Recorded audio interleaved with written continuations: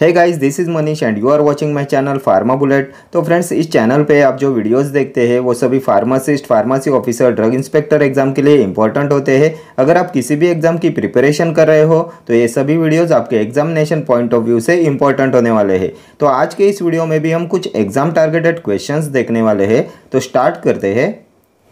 Anaesthetic that has smooth induction is diethyl ether, isoflurane, nitrous oxide और halothane. Anaesthetic that has smooth induction. तो कौन से anaesthetic का smooth induction होता है? तो ये होता है हैलोथेन का। ऑप्शन डी हो जाएगा आपका correct answer. हैलोथेन has smooth induction. हैलोथेन होता है general anaesthetic and it has smooth induction. और इसकी यूटेरिन रिलैक्सेंट एक्शन भी होती है। ये यूटेरिन कॉन्ट्रैक्शन को इनिबिट कराता है, इसलिए इसे यूज करते हैं during late pregnancy. Then halothane की सिग्निफिकेंट कार्डियो डिप्रेसेंट प्रॉपर्टी भी होती है। Halothane has significant cardio depressant property. ठीक है, next question. Select and endocrine drug which is steroidal derivative. Gonadorelin, insulin, levothyroxine और hydrocortisone. An endocrine drug which is steroidal derivative. तो ये होता है हाइड्रोकॉर्टिसोन। ऑप्शन डी हो जाएगा आपका करेक्ट आंसर। हाइड्रोकॉर्टिसोन होता है an endocrine drug which is steroidal derivative and hydrocortisone होता है शॉर्ट एक्टिंग ग्लूकोकॉर्टिकॉइड। ठीक है, next question. An adverse effect of oral iron therapy is anaemia, thrombocytopenia, headache और constipation. An adverse effect of oral iron therapy. तो oral iron therapy का क्या adverse effect होता है? तो ये होता है कॉन्स्टिपेशन। ऑप्शन डी हो जाएगा आपका correct answer. Oral iron therapy cause कराती है कॉन्स्टिपेशन। एंड ये थ्रोम्बोसाइटोपेनिया होता है deficiency of platelets in the blood. Next question. Schick test is perform to test the degree of immunity against tuberculosis, tetanus, rabies और diphtheria. तो इनमें से किसकी डायग्नोस्टिक टेस्ट होती है शिक टेस्ट? तो शिक टेस्ट होती है for the diagnosis of diphtheria. Option D will be your correct answer. Diphtheria की डायग्नोस्टिक टेस्ट होती है शिक टेस्ट। शिक टेस्ट एंड इलेक्स टेस्ट, ये दोनों टेस्ट होती है for the diagnosis of diphtheria. Then tuberculosis की डायग्नोस्टिक टेस्ट कौन सी है? तो Mantoux test, heaf test and tuberculin test, ये होती है ट्यूबरकुलोसिस के लिए। Next question. Which among the following is used as a systemic acidifier? Potassium iodide, potassium citrate, ammonium chloride और सोडियम एसीटेट। तो इनमें से कौन सा है सिस्टेमिक एसिडिफायर? तो सिस्टेमिक एसिडिफायर होता है ammonium chloride. Option C will be your correct answer. Ammonium chloride is used as a systemic acidifier. And systemic alkalisers कौन से हैं? तो sodium bicarbonate and sodium citrate, ये है सिस्टेमिक अल्कलाइजर। ठीक है, next question. Meaning of Latin term primo mane. Meaning of Latin term primo mane as directed, breakfast, during night, early in the morning. तो क्या होता है लैटिन टर्म प्राइमोमेने का मीनिंग? तो प्राइमोमेने होता है early in the morning. Option D will be your correct answer. Early in the morning होता है प्राइमोमेने। एंड ड्यूरिंग नाइट होता है होरा सोमनी। एचएस होता है hora somni during night. Next question. Select the anti epileptic drug that is effective in manic depressive illness as well. Ethosuximide, primidone, phenobarbitone और carbamazepine. तो इनमें से कौन सा एंटी एपिलेप्टिक ड्रग है जिसे मैनिक डिप्रेसिव इलनेस में भी यूज करते हैं? तो ये होता है कार्बामाजेपाइन। ऑप्शन डी हो जाएगा आपका करेक्ट आंसर। कार्बामाजेपाइन का यूज करते हैं इन मैनिक डिप्रेसिव इलनेस। कार्बामाजेपाइन होता है anti epileptic drug and it is also used in bipolar disorders. और ये ड्रग ऑफ चॉइस होता है ट्राइजेमिनल न्यूरालजिया में। Next question. Who is the secretary of pharmacy and therapeutic committee? Administrator, pharmacist, medical director और chief physician. तो इनमें से कौन होता है secretary of pharmacy and therapeutic committee? PTC का सेक्रेटरी। तो पीटीसी का सेक्रेटरी होता है फार्मासिस्ट। ऑप्शन बी हो जाएगा आपका correct answer. Secretary of PTC होता है pharmacist and chairman of PTC होता है चीफ फिजिशियन। चीफ फिजिशियन होता है chairman of PTC and secretary होता है pharmacist. Next question. Anti-epileptics used as analgesics are carbamazepine and valproate, phenytoin and valproate, carbamazepine and phenytoin, diazepam and chlorpromazine. Anti-epileptics used as analgesics. तो इनमें से कौन से anti इपिलेप्टिक्स use करते हैं as an analgesics? तो कार्बामाजेपाइन एंड फिनेटोइन का use करते हैं as an analgesic in painful neuralgias and neuropathic pain. So option C हो जाएगा आपका correct answer. Carbamazepine and phenytoin are used as analgesic in painful neuralgias and neuropathic pain. ठीक है, next question. Modified Bontrager tests are used to identify which type of anthraquinone glycosides, O glycosides, N glycosides, C glycosides और S glycosides। तो किसकी identification के लिए use करते हैं modified Borntrager test का? तो इसे यूज करते हैं for the identification of C glycosides. Option C हो जाएगा आपका correct answer. Modified Borntrager test use करते हैं for the identification of C glycosides. Next question.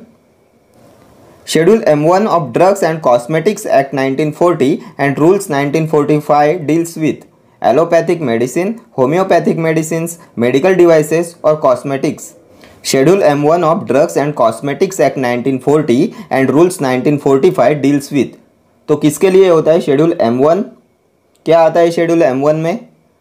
तो शेड्यूल M होता है GMP के लिए, गुड्स मैन्युफैक्चरिंग प्रैक्टिस के लिए होता है शेड्यूल M।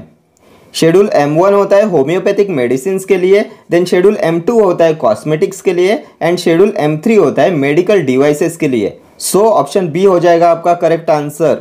होम्योपैथिक मेडिसिन के लिए होता है शेड्यूल M1, मेडिकल डिवाइसेस आते हैं शेड्यूल M3 में एंड कॉस्मेटिक्स आते हैं शेड्यूल M2 में।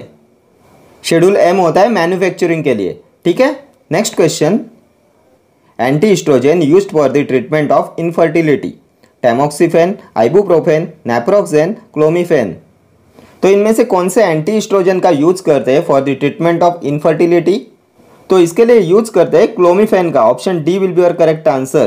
Clomiphene used for the treatment of infertility because clomiphene ovulation को स्टिमुलेट कराता है, इसलिए इसे यूज करते हैं for the treatment of infertility.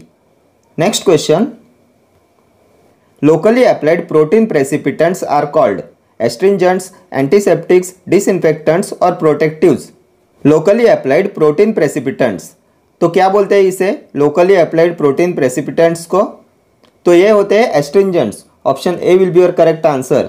Astringents होते हैं locally applied protein precipitants and alum is commonly used as astringent and zinc chloride भी एस्ट्रिंजेंट होता है। ठीक है, next question. Fractional distillation is used for separating immiscible liquids, miscible liquids, volatile oils और pyrogens. तो किसके सेपरेशन के लिए यूज करते हैं फ्रैक्शनल डिस्टिलेशन का? तो इसे यूज करते हैं for miscible liquids. Option B हो जाएगा आपका correct answer. Fractional distillation is used for separating miscible liquids and volatile oils के सेपरेशन के लिए यूज करते हैं स्टीम डिस्टिलेशन का एंड इमिसिबल लिक्विड्स के लिए होता है simple steam distillation. Next question.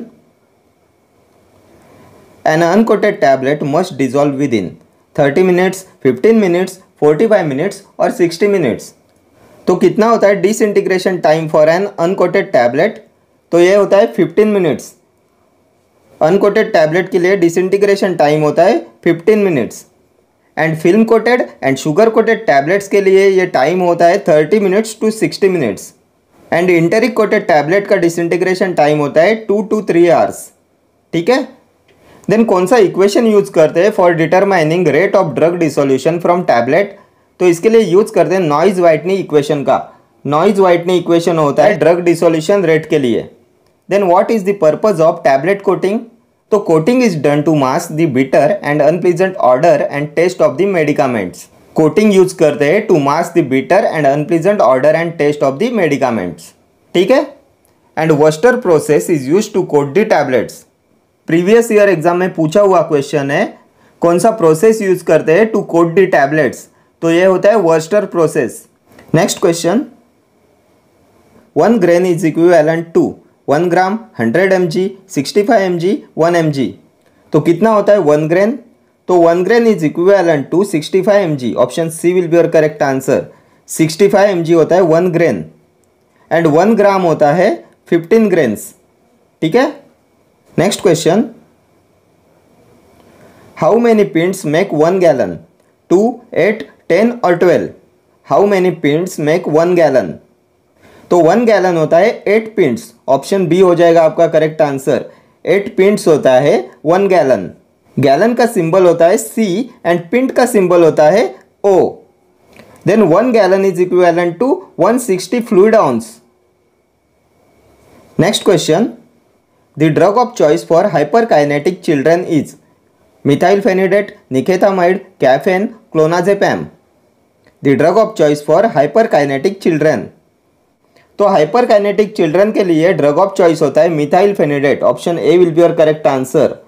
Methylphenidate होता है psychostimulant and it produces paradoxical improvement in learning and behaviour abilities, इसलिए इसे यूज करते हैं drug of choice for hyperkinetic children.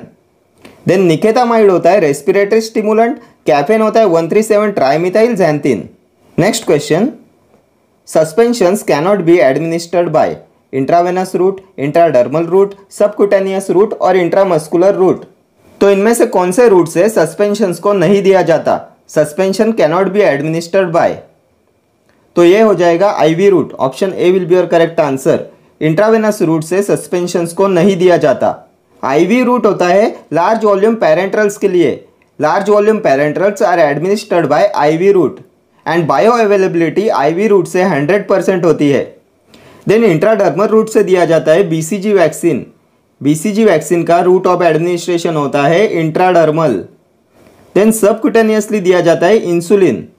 Then oily solutions can be injected by intramuscular route. Next question, drug containing any filthy, putrid और decompose substance is called spurious drug, adulterated drug, misbranded drug और substandard drug. Drug containing any filthy, putrid और decomposed substance, तो क्या बोलते हैं ऐसे drugs को? तो ये होते हैं adulterated drugs, option B will be your correct answer. Drug containing any filthy, putrid और decomposed substance is called adulterated drug.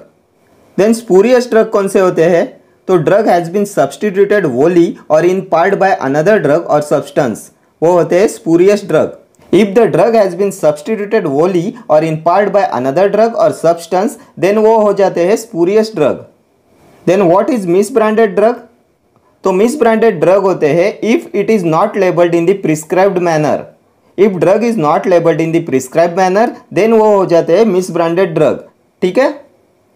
Okay friends, thank you for watching this video. See you in the next video. Till then, do like, share, comment and subscribe to my channel. Thank you.